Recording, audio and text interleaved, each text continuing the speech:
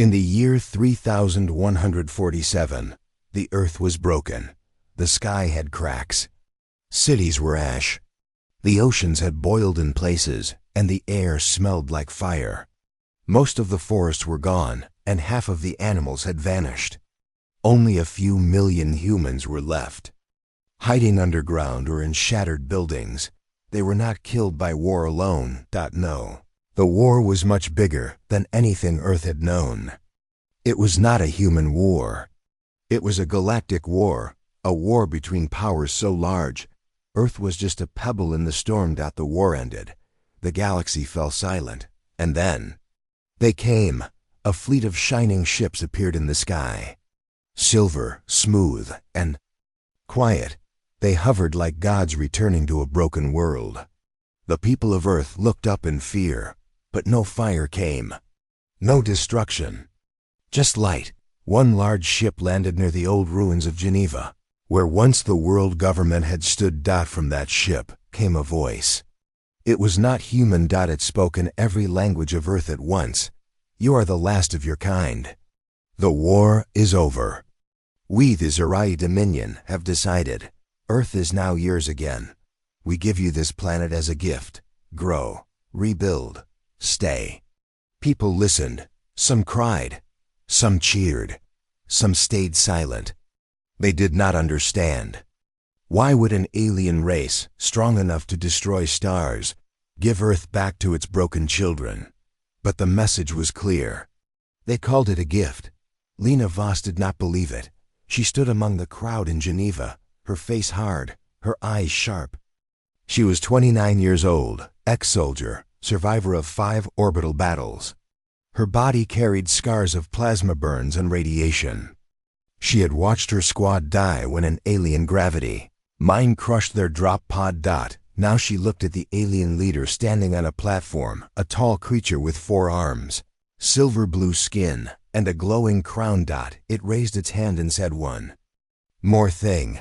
Do not leave this system. You are under protection. You are not to be disturbed. Then, without emotion, it turned and entered its ship. The fleet rose again and vanished into the black sky. Just like that, Earth was free. The next weeks were strange. Supply drops fell from orbit machines, food, water purifiers, energy cores. They were marked with alien symbols. But they worked. Cities began to breathe again. Children played outside for the first time in years. Old men planted crops. Survivors began building villages around the old cities. They called it the New Earth. Phase, but Lena still watched the sky. They didn't give us a gift, she whispered once. They threw us away. She began walking. From Geneva to Moscow ruins, then to Beijing's shattered towers. She was not just walking, she was looking, searching, mapping, and she noticed something. The aliens had taken every satellite, every signal tower, every long-range scanner. Earth was blind. They had sealed it. Months passed. In the old mountains of Tibet, Lena found others like her. Soldiers, engineers, thinkers, people who didn't trust the gift. They began gathering in secret. They formed a group. Not a government, not a rebellion, just a watchtower. A silent eye. They called themselves Ashes of Terra. One night, high above the old Himalayas, a sound shook the sky. Not thunder, not wind. It was something crashing. People ran outside and saw it a ship. Small, black, burning. Falling from the sky like a wounded bird. It slammed into the mountainside, sliding in fire and smoke, until it vanished behind the cliffs. Lena was already in motion. Her team reached the crash site first. It was not a human ship. It was alien. Zerai. Class, scout level. Burned but mostly whole. Its pilot, a creature with no face. Just soft lights across its head, was dead. Lena gave no orders to Barry. Instead, they worked. Fast. Quiet. They opened panels, removed cores, scanned software. One engineer named Juno connected a handheld tool to the ship's data crystal. Then she froze. "It's not a scout," she said. "It's a relay drone, a signal recorder. It's been watching Earth. Lena leaned in and saw maps.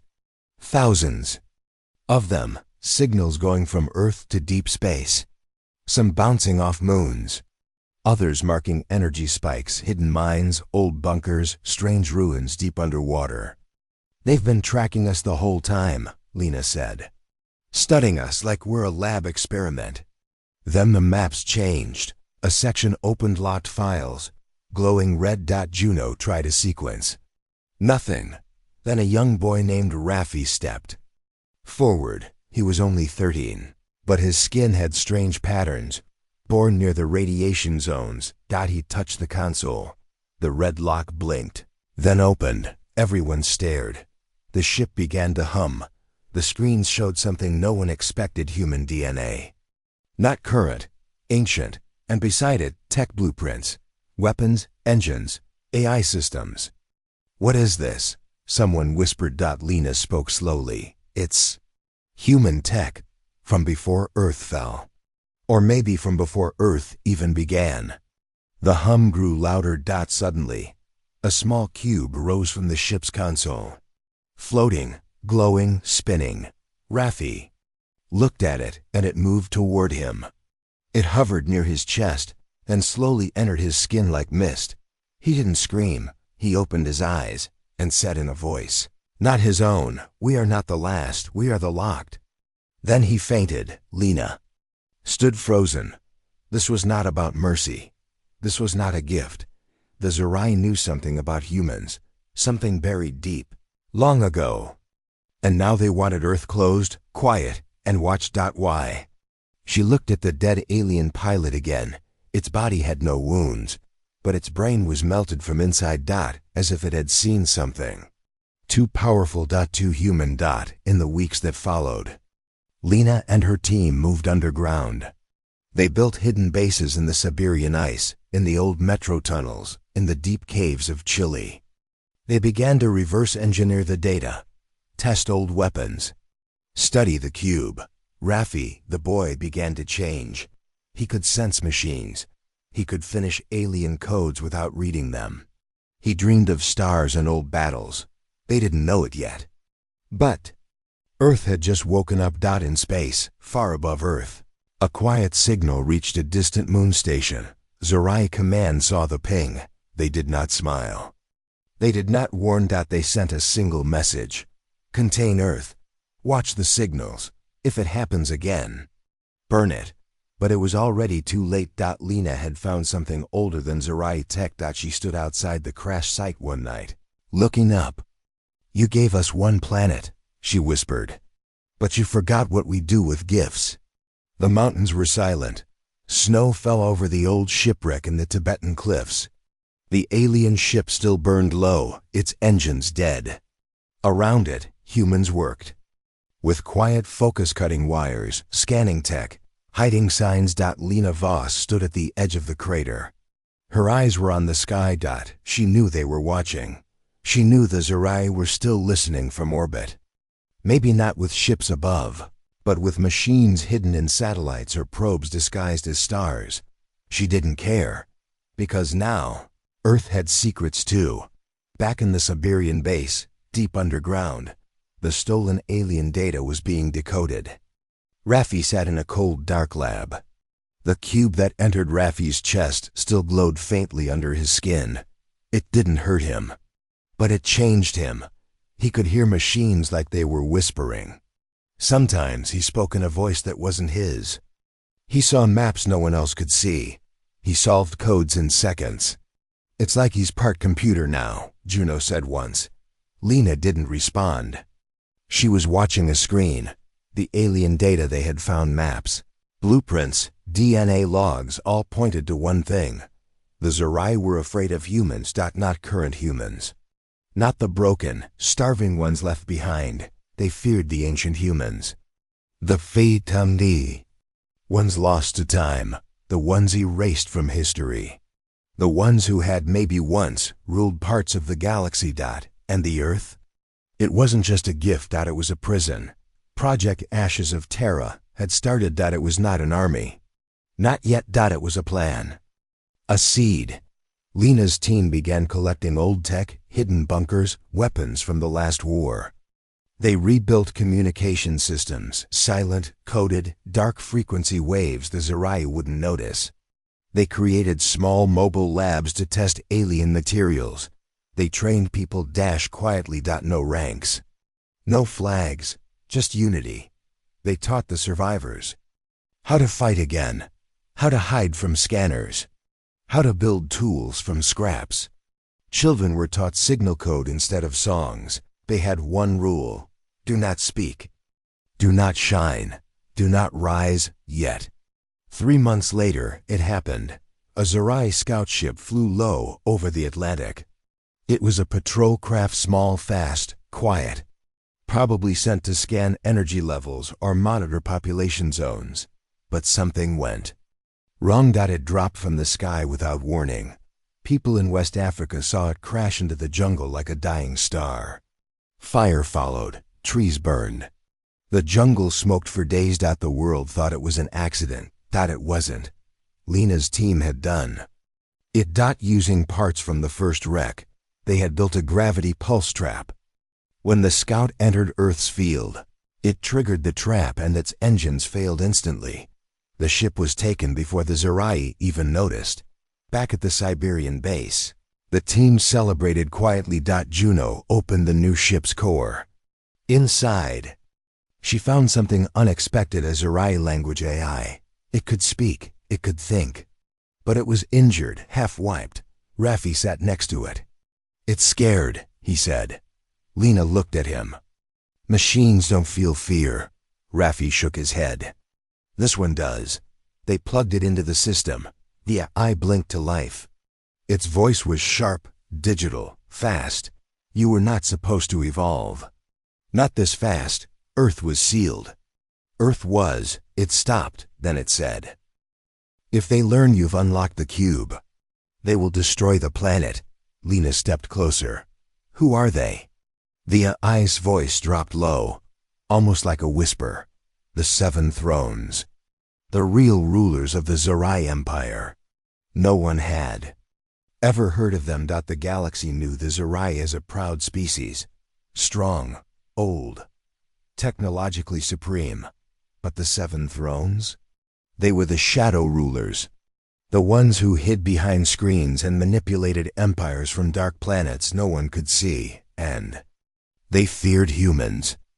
Not because of what humans had now, but because of what they used to be. In the ruins of old Buenos Aires, a new lab was activated.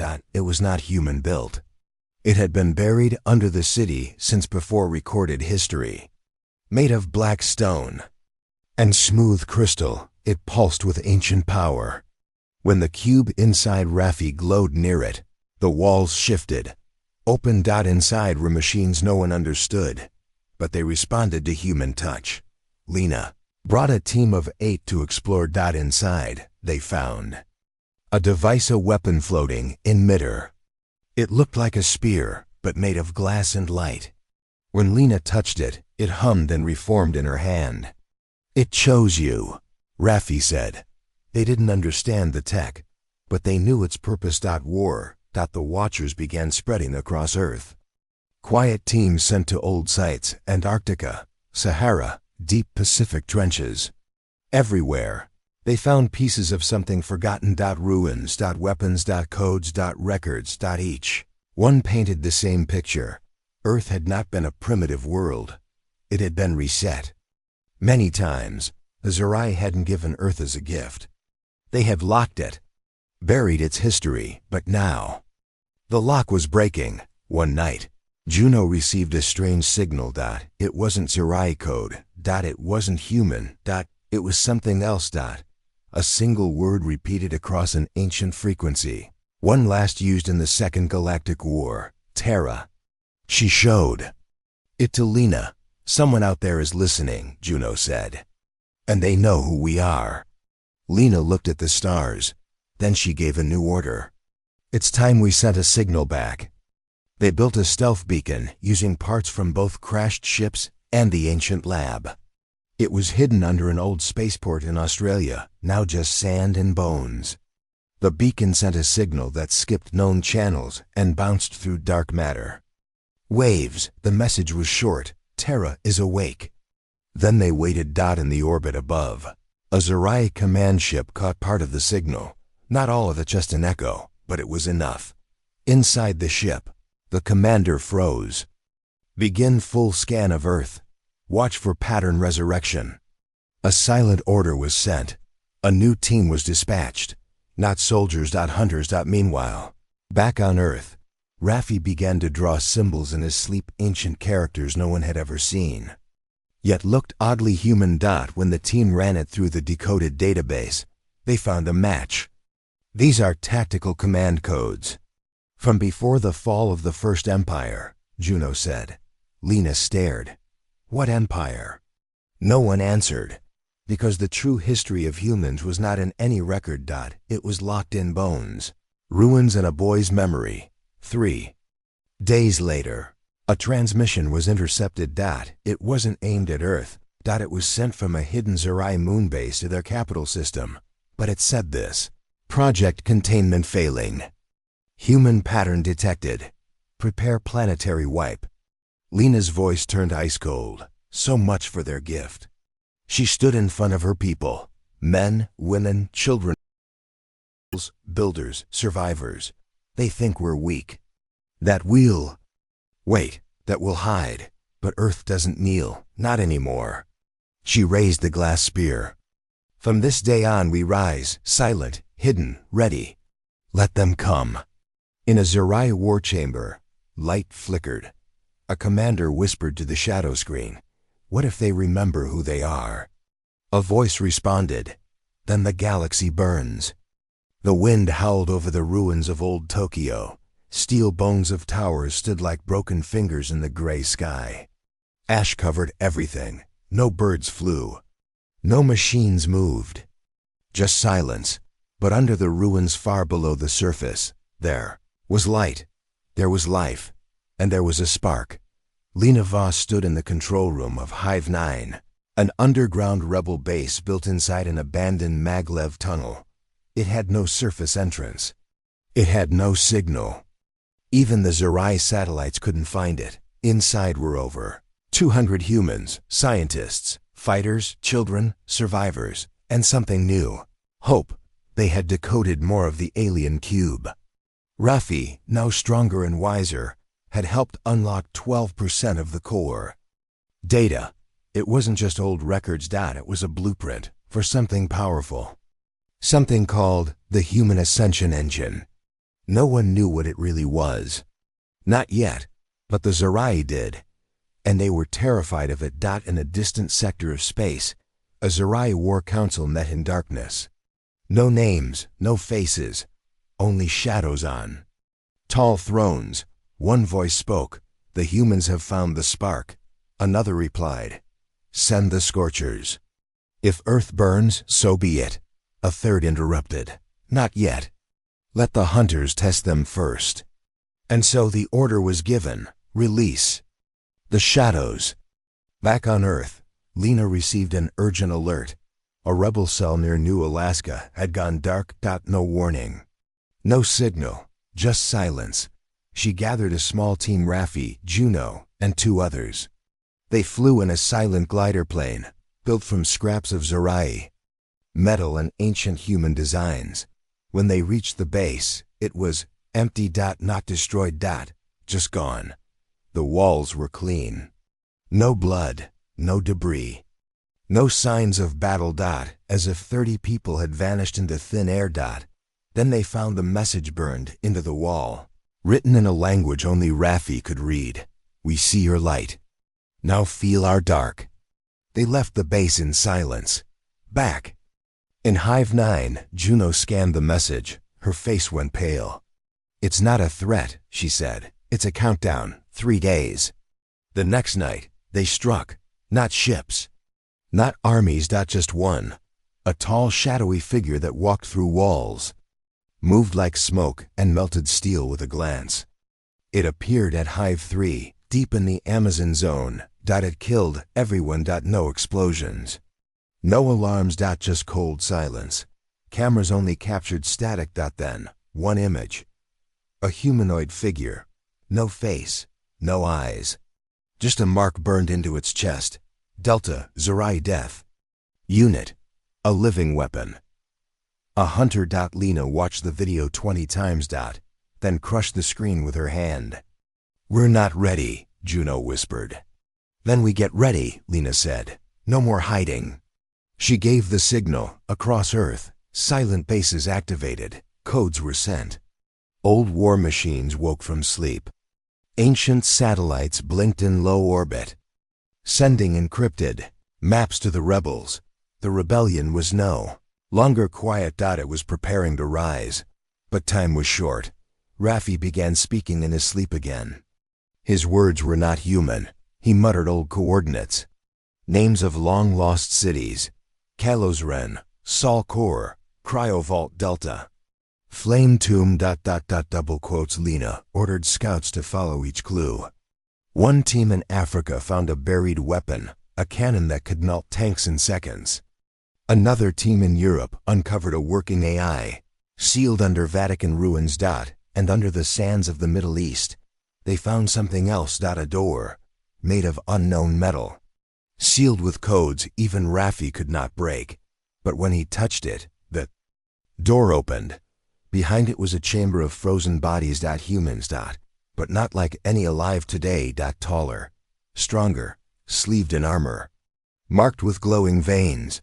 One of them opened his eyes and whispered, "What year is it?" The man called himself Kale. Had been asleep for 12,000 years. A soldier of the first human empire. A time when humans ruled hundreds of systems, built weapons that bent stars, and created machines that could rewrite planets. He looked at Lena and said, "They erased us, but not all."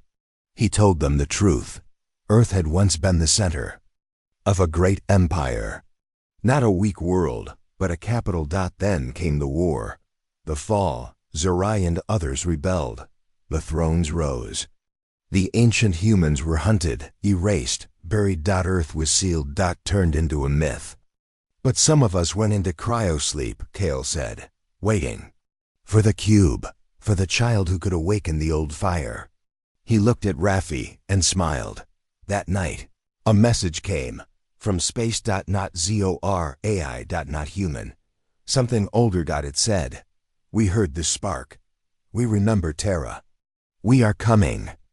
Lena gathered her leaders. The time for hiding was almost over. The spark had lit the kindling.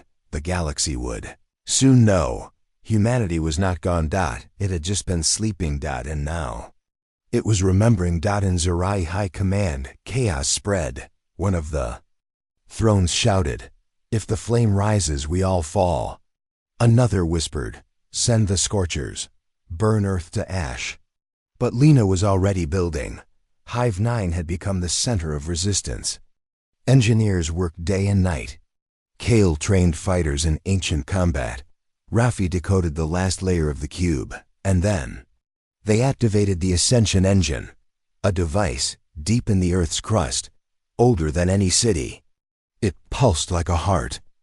It sent energy into the ground, sky, and stars. For a second, every Zerai ship in orbit blinked off. Their sensors died. Their engines stalled. Their eye froze. Earth whispered, "We remember." One ship crashed into the sea. Another drifted toward the moon. Unable to call for help, the Zerai had never known fear. Now they did. Back in Hive 9, Lena stood with Kale and Raffi. "This was just the spark," she said. "Now we light the fire. No more silence, no more hiding. This planet is ours." She looked up. "You gave us one planet. But now we want your empire." Darkness covered the skies above Earth. Not clouds, not night, but ships. Zerai warships tall. Silent giants of metal and fire hung above the planet like shadows ready to strike. Their guns were locked. Their scanners scanned deep. Their orders were simple. Burn Terra. But on the ground, a new fire had awakened. In Hive 9, Lena Voss stood before the main holomap. Hundreds of red lights marked enemy movements. But blue lights many more than before marked new rebel cells. Rising in Asia, in Africa, in old Europe, even in space. A small moon base blinked to life. They wanted silence, she said. We gave them sparks. Now we give them a storm. The ascension engine, buried deep under the Earth's crust, had begun to hum louder. Each day, its pulse reached further. Old satellites came online. Ancient stations blinked awake, and hidden machines, left by the first human empire, began to move. Kale, the soldier from the past, watched the awakening with calm eyes. It's not just a weapon, he said. It's a key. When the engine is fully lit, it will unlock the sky. Lena narrowed her eyes. Unlock for who? Kale didn't answer. He just looked up. That night, a Zorai Scorcher-class cruiser entered Earth's lower orbit. It was bigger than any before. Almost the size of a city.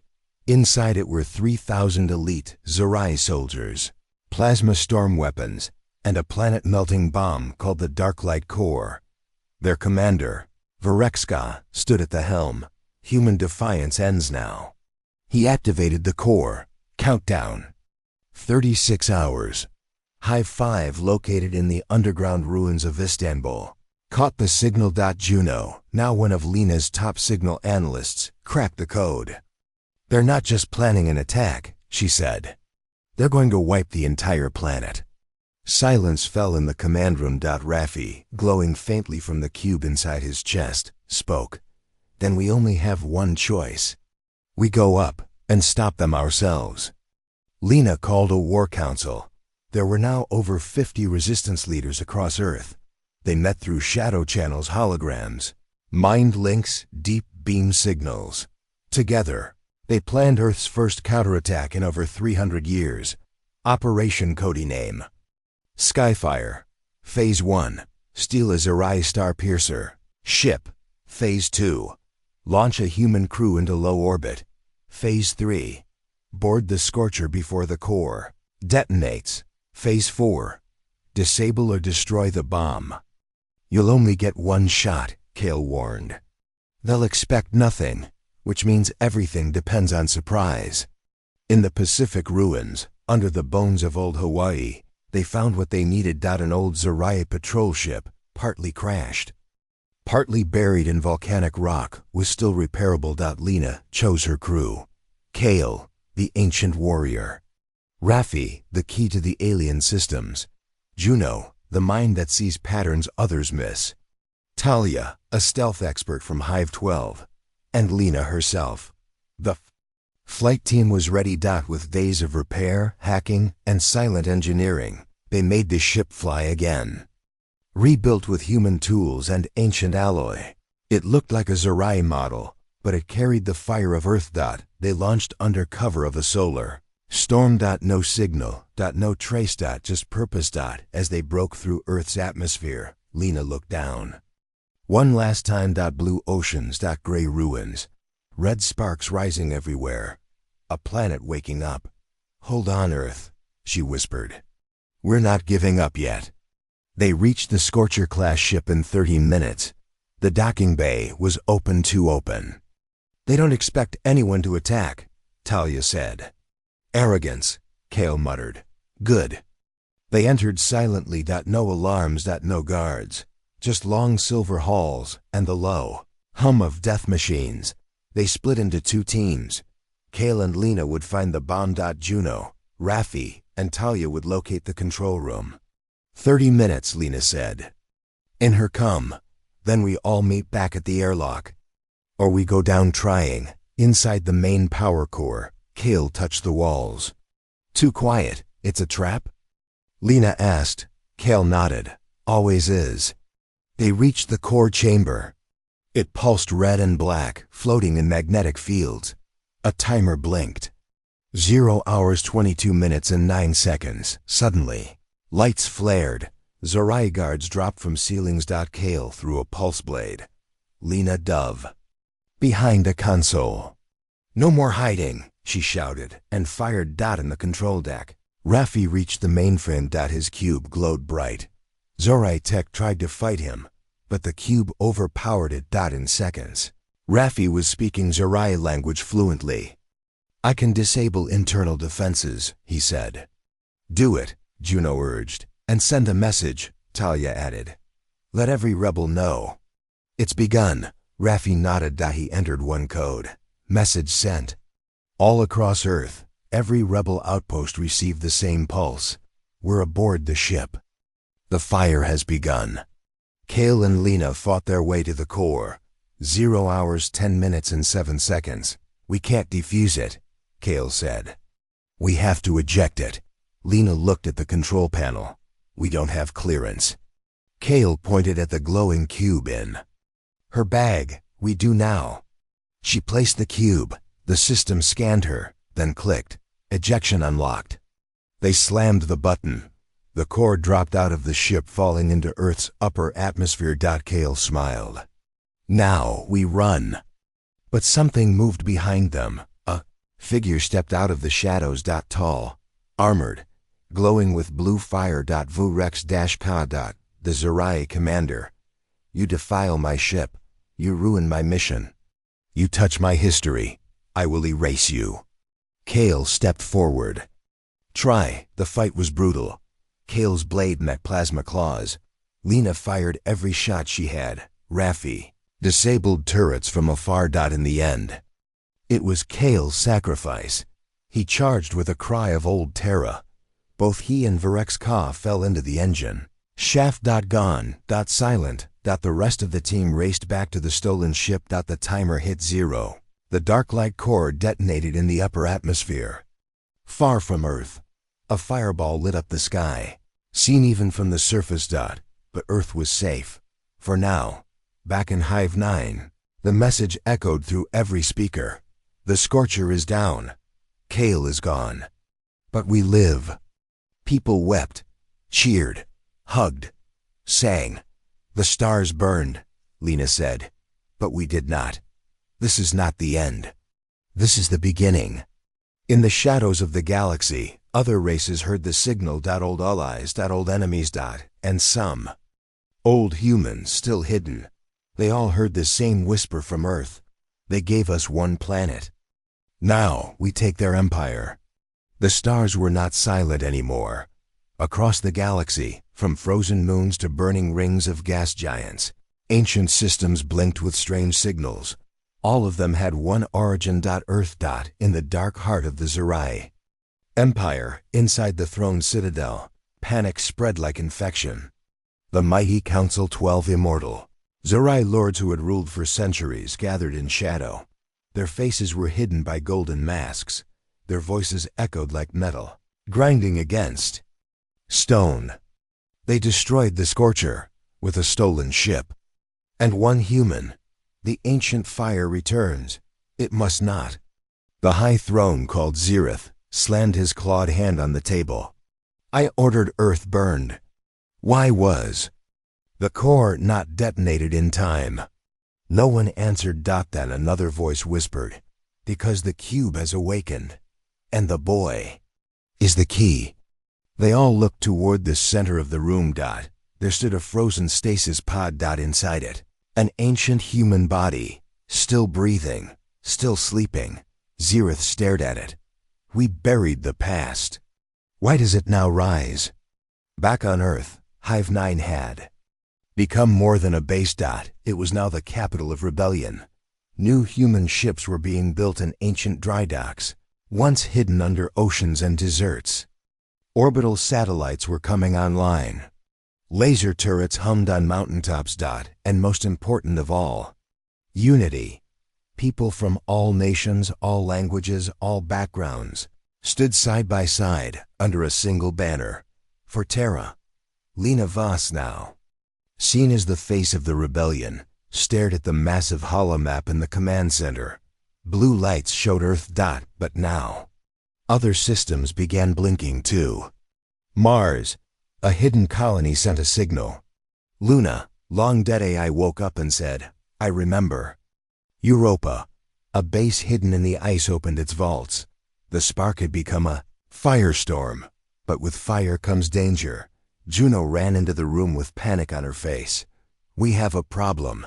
Big one. She pulled up a new signal. Not from Earth, not from humans. From a system called Threk 7, deep in Zerai territory. It showed something impossible. Zerai ships firing on other Zerai ships. They're fighting each other, Raffi whispered. Why? Lena narrowed her eyes. Because the Empire is breaking. In the shadows of the Zerai worlds, cracks had formed. One of the thrones, Lord Valak, had broken from the others. He believed the war against humans was a lie, that they had covered up something terrible. He sent a message to Earth. It played on every screen in Hive 9. Humans, if you see this, I am no friend, but not your enemy.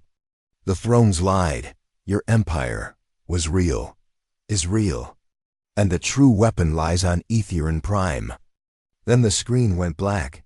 Kale had mentioned Etherin before. Lost world. Once the crown jewel of the first human empire. Now hidden, blocked by gravity fields and space-time locks. Juno checked the ancient maps. It's 9 jumps away. Raffi's eyes glowed. The cube knows the way. Lena knew what they had to do. We're going to Etherin. They prepared a team. Lena to lead, Raffi to unlock, Juno to guide, Talia for stealth, and Unit S9, a combat android reprogrammed by rebels. They took the Skylance, a new ship built with human hands and ancient tech. It could cloak. It could warp. And it carried the last hope of Earth. Jump 1, silent. Jump 2, meteor field. Jump 3, intercepted by a Zerai scout, quickly destroyed. Jump 4, a trap. Jump 5, a drifting human ship from 200 years ago, still intact, still waiting. Jump 6, narrow escape from a gravity storm. Jump 7, the stars turned blue. The cube glowed white. Raffi whispered, we're close. Jump 8, Etherin Prime. They arrived above the planet. Gas clouds swirled like painted fire. Orbiting rings shimmered with old defense satellites, now dead. And below, a shining surface. Like glass. Like mirrors. No life. No city. But the cube pulsed. The city is under the surface, Raffi said. Buried in time. They landed the ship on a mirrored plane. It felt wrong. Too quiet. Too perfect. Then the surface shifted. The glass opened. And the ground swallowed them. Whole. They fell into darkness for 20 seconds. Then lights exploded around them. They were inside a chamber, the size of a mountain. And floating above it. A city. Massive, glowing, still running, untouched by time. Human writing everywhere. And at the center, a tower. Not a building, a weapon, the crown of Etherin. But they were not alone. Zerai ships followed their trail. 5 destroyers entered orbit. A command team landed on the surface. Zerai elites, hunters, assassins, and war beasts began the descent. We don't have time, Lena said. Raffi, unlock it. He placed the cube into the tower's altar. It scanned him. Then it said, Air of Terra detected. Crown will awaken in 12 minutes. Juno watched the scanners. They'll be here in 6. Lena raised her weapon. Then we fight. The battle began in the glass chamber. Laser fire danced across crystal floors. Explosions echoed like songs. Talia took down 3 beasts alone. S-9 was torn apart, saving Raffi. Juno was hit bad, but stayed conscious. Raffi kept the cube connected, even while injured. And Lena faced a Zerai warlord named Krith, blade to blade. You are dust, he hissed. We are fire, she replied. She stabbed him through the throat. Then the chamber shook. The crown rose from the altar. It floated into the air. Spinning. Changing. Becoming something more than weapon. More than signal. More than machine. What is it? Juno asked. Raffi, eyes wide, whispered, it's a ship. A throne ship. A vessel of emperors. The crown opened. And inside was a single seat. For one person. Raffi looked at Lena. Lena looked back, then she said, "You sit, you're the key." He nodded. He entered the throne. Lights flared. The planet shook. Above them, Zerai destroyers began falling from the sky, shut down by ancient codes. All across the galaxy, ancient human tech blinked to life. The heir has returned. Empire status rebooting. The Throne Council watched from light years away. Zereth stood in silence. Then he screamed, "They found it! The crown is broken!" But it was too late. The galaxy was changing, and Earth was no longer a forgotten world. It was once again the heart of an empire. Stars were burning, not from suns. From war. In every corner of the galaxy, ancient satellites blinked awake, vaults cracked open, and long-lost human machines whispered the same words: "The crown has returned. The heir is alive." Terror rises. The Zerai Empire trembled. In Hive 9 on Earth, cheers erupted. People cried in the streets. For the first time in centuries, humans across the system looked up and believed. The news spread like a storm. The crown of Etherin was real. The enemy had failed. And a boy named Raffi now sat on a throne, built for gods. But Raffi wasn't a god. He sat in the glowing seat inside the throne ship, confused and overwhelmed. Energy flowed through his body like rivers of light. He could hear the voices of machines on Mars, AI systems on Europa, star factories orbiting Jupiter. They all said the same thing: "Order confirmed, heir of Terra." Lena and the team had returned to the Skylands, watching from orbit. Talya, wiping blood from her armor, asked, "Is he still Raffi?" Juno, arm bandaged, replied, "Yes, but something inside him has changed." Meanwhile, the Zerai Empire began to crack. One by one, the outer colonies rebelled. On Lithros, a mining world, workers turned on their Zerai guards. On Vornak, a human slave colony, all chains were broken overnight. On Zephyr 9, a secret resistance signal played across the skies. Earth lives. Terra returns. In the throne room, on Zore Prime Zereth, the High Throne, stood like a dying king. "We killed their empire once," he hissed. "We'll kill it again." But the others didn't answer. One throne was now empty. Lord Valak, the betrayer, had vanished. Another throne flickered. Civil war had begun. Back in the stars, Raffi's ship, now called the Crownwing, moved with speed and silence. It could vanish, appear, hit, and disappear again. From his throne, Raffi sent one message to the galaxy: "This is not revenge. This is return. We do not come to destroy. We come to reclaim." Lena, now leading the Free Fleet, coordinated uprisings with rebels across dozens of systems. Human ships once buried in old debris fields now flew again. The Valkyrie built an orbit around Venus. The Ashblade forged in Mercury's fire tunnels. The Winterwake hidden under Saturn's rings, all ready to fight. But Zerai were not done. They had one last weapon, buried in the prison world Gorath. Deep beyond the known routes, they opened Project Oblivion. They didn't build it. They stole it. A hybrid of human code and Zerai fury, a mindless army clones, machines and beasts, all linked to one hive brain, the Voidborn. The thrones unleashed them, and entire moons went dark. Raffi sensed the horror. From his throne, he saw flashes of the future. "If we don't stop them," he whispered, "they'll erase everything Zerai and human both." Lena stared at him. "Then we burn it down first." They launched Operation Skyborn, a full-scale rebel assault on GORATH. 5 human cruisers, 300 fighters. 1 Crownwing, and a mission: destroy the Voidborn core. The battle over Gorath was pure chaos. Black sky, red explosions, green plasma rivers. Voidborn creatures swarmed like insects. They had no fear, no pain, no end. Lena flew in with the Ashblade, slicing ships in half. Talya infiltrated the planet's surface. planting bombs. Juno, injured, hacked into their comms, confusing their orders. And Raffi entered their minds. He faced the hive brain. Directly. Inside a dreamlike chamber of data and blood, Raffi stood alone before the core. Why do you fight? The hive asked. You are part of us. No, Raffi said. I am human. He raised the cube. And the hive brain screamed. All across Gorath, Voidborn began to collapse. Like puppets cut from strings. The battle was won. But they lost ships. Friends. Lena returned with scars and rage in her eyes. She faced the crew. We won't survive this war by playing nice. If the Zorai use monsters, we'll become legends.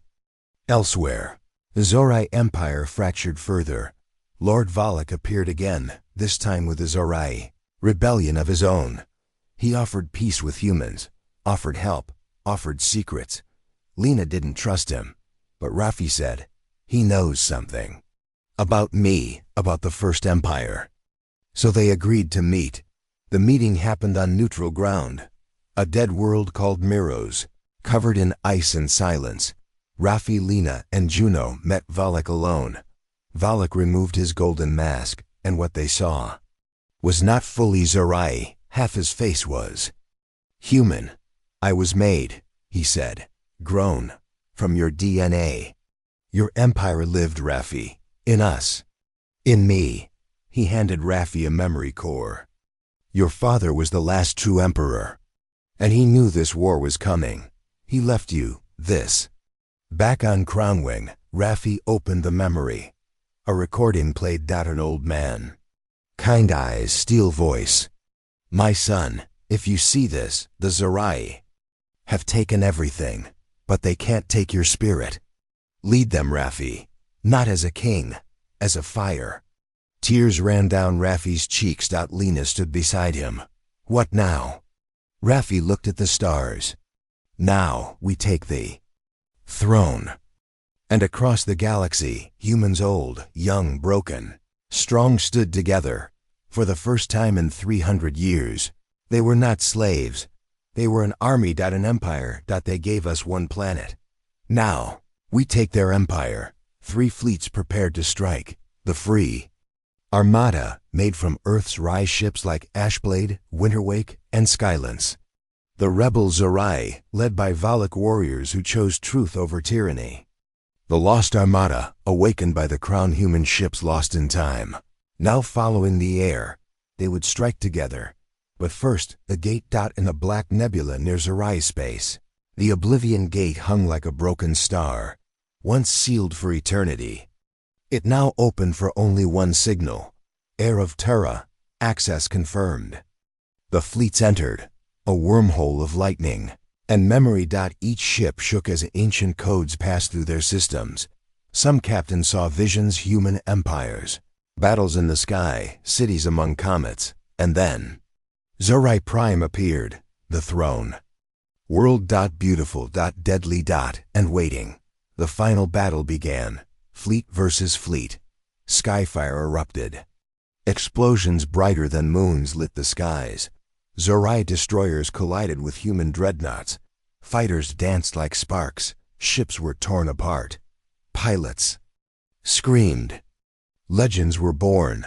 On the planet's surface, a ground assault began. Lena led the charge. Talia took the sniper ridge. Juno coordinated underground rebel movements. And Raffi took the Crownwing down into the heart of the world. To the spire of Thrones. Inside the spire, gold met blood. The final 5 thrones waited. And they were ready. Each one a master of an ancient Zorai weapon.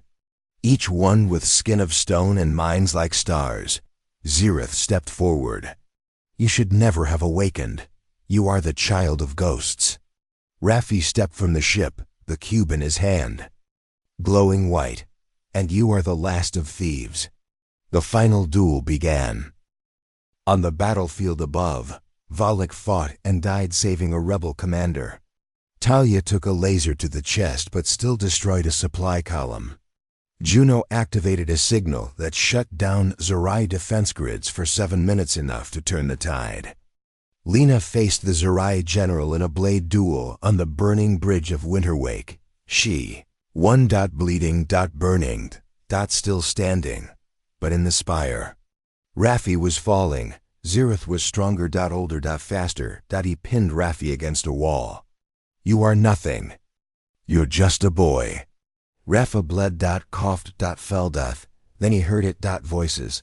In his mind, millions, humans, from past, from the stars. Stand, heir of Terra. We are with you. You are not alone. The cube in his hand pulsed, and it shattered, not into pieces, but into light. The light entered Raffi's chest. His eyes glowed white. His hands burned with power, and he rose. Zirith stepped back. What are you? Raffi's voice echoed like thunder. I am the heir. I am Terra reborn. With one blast, he threw Zirith across the chamber. Another broke the golden thrones. The others tried to flee. He didn't let them. When the smoke cleared, the spire was silent. Only Raffi stood. He walked to the center. A single pedestal rose. It scanned him. Final key accepted. Empire reboot complete. New ruler confirmed. And across the galaxy, every human system heard it. The Empire of Terra is reborn. Long live the heir. The war ended that day. The Zerai Empire fell. Its worlds now freed, its lies broken. Its future shared. Lena stood beside Raffi as they watched the sunrise over Zerai Prime. So, what now? He smiled. We don't rule. We rebuild. And so it began. An empire not of fear, not of gold, but of hope. They gave us one planet. We took their empire, but we gave back light. 6 months had passed. The war was won. Zerai Prime no longer flew black flags. Now, above its shining towers, the gold-white crest of Terra waved under twin suns. But behind every victory, there are echoes. Raffi stood at the edge of the old throne spire. Once, this place held the cruel rulers of the galaxy. Now, it was quiet. He looked across the city rebuilt by human and Zerai hands together. Are we really free now? He whispered. Behind him, Lena walked in. We're free from them. Now we have to be free from ourselves. The Terra Empire had returned, but Raffi had refused the title of emperor. No kings, he had said, no gods, no thrones. Instead, a council of worlds was formed, human, Zerai, and all others, who had suffered, but power once tasted is never silent. On Earth, voices rose. Raffi should rule. The heir must lead. A council is weak.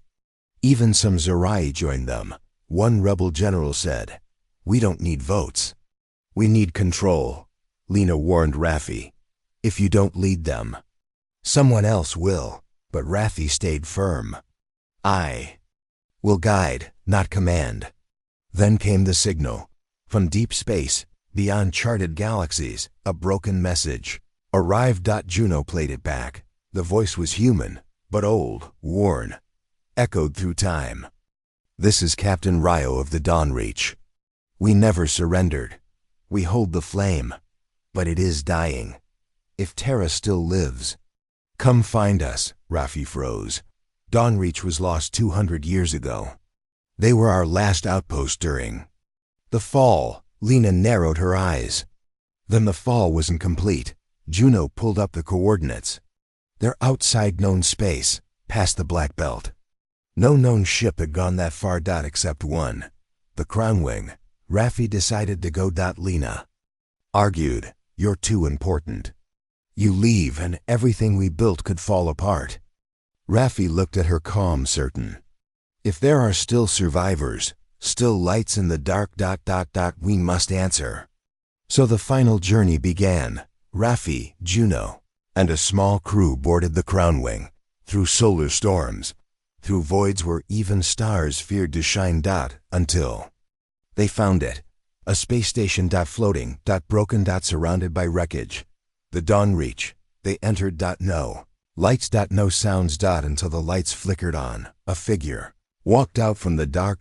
Old. Battle. Scarred. Still wearing the flag of Terra. You made it, Captain Ryo. Inside the command room, he showed them what he had hidden for 200 years. When the Zerai attacked, we ran. We protected one last seed. He opened a vault. Inside, children, grown in cryo, not born. Engineered, the last heirs, the real royal blood. Raffi stepped back. Then, I'm not the last? Captain. Rio shook his head. You were never meant to be the heir. You were meant to protect them, Juno whispered. All this time. But then alarms. Outside. A ship approached. Black. Dead. Wrong. The Voidborn had returned. Not from the Zerai, but from somewhere deeper. Older. They were not Zorai weapons. They were the ones who taught the Zerai to fear. One message played across the comms. You should not have awakened the blood. The Echo Empire rises. All lights must go dark. The battle began. Raffi ordered the children evacuated. Juno took command of weapons. Ryo led a suicidal charge in an old war mech, and Raffi faced the leader of the Voidborn, a creature of shadows. No face, just voices. You are not king, it whispered. You are an echo, a mistake, Raffi replied with fire. Maybe, but even echoes carry truth. He overloaded the core, sacrificed the station, destroyed the enemy fleet. And vanished with it. Months passed. The galaxy waited. Morn. Lena stood on the rebuilt Earth platform. In front of millions. She spoke just one line. He did not want a crown. But he became a light. The Terra Council stood strong. Peace held. Zerai and human children played together. New colonies were born, and deep in space. A signal blinked. A voice. His voice. I'm still out here. Watching. Guiding. This is not the end. This is the beginning. The end.